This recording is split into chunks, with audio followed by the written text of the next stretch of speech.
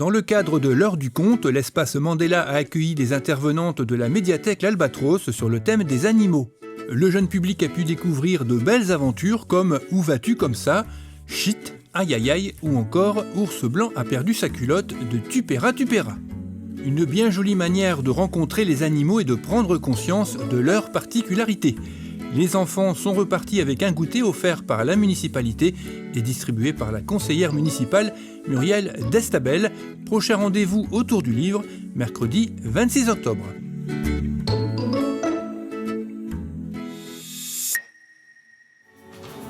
L'espace Mandela a accueilli Suarez et son Vivant Tour. Le groupe belge a repris quelques-uns de ses nombreux titres, mais aussi ceux du dernier album, Vivant, aux sonorités pop et aux couleurs des années 80. Les années 80, c'est une période qui a bercé mon enfance, mon adolescence aussi, et du coup, on a voulu expérimenter. En plus, ça laisse aussi beaucoup de place à l'imagerie. Il y a toutes ces images des années 80, tous les films, toutes ces références, Retour vers le futur, les Goonies. Ça nous a permis aussi de faire des gros clins d'œil dans les clips et dans les photos de presse. Enfin voilà, ça a été une bonne partie de plaisir, en tout cas, d'explorer les années 80. Il y a qu'à s'intéresser un petit peu, et puis on peut vite chiner des vêtements, on peut vite chiner une paire de pompes qui est très typée et une voiture qui date des années 80. Donc du coup, ça en devient un jeu finalement de créer de l'image datée, mais faussement datée. Vivant est sorti en septembre 2020, en pleine pandémie donc. Difficile d'en faire la promotion, mais les fans sont toujours là. Certains ont même été invités sur scène. Regarde le froid de lumière au bord du bois l'hiver quand on marche un petit peu. Regarde les nuages et vois ce qu'ils préparent. Des fans qui ont aussi appris une bonne nouvelle. Ouais, là, d'ici quelques semaines, on va sortir un nouveau single qui annoncera l'album des 15 ans qui arrivera au printemps. Donc, qui sera un album, un mix de gold revisité et de titres inédits. Donc voilà, on se réjouit de reprendre la route avec un nouvel album.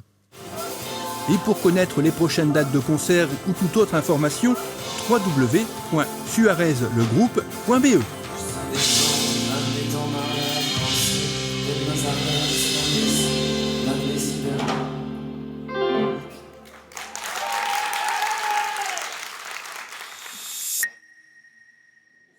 Pour fêter ses 31 années d'existence, le club philatélique chapellois a organisé une exposition Passion, où bien sûr le timbre était présent, mais aussi et surtout de nombreuses collections riches et variées, boîtes pour classer ses timbres, miniatures automobiles, matous colorés, cirques, cartes en tout genre, origami architectural.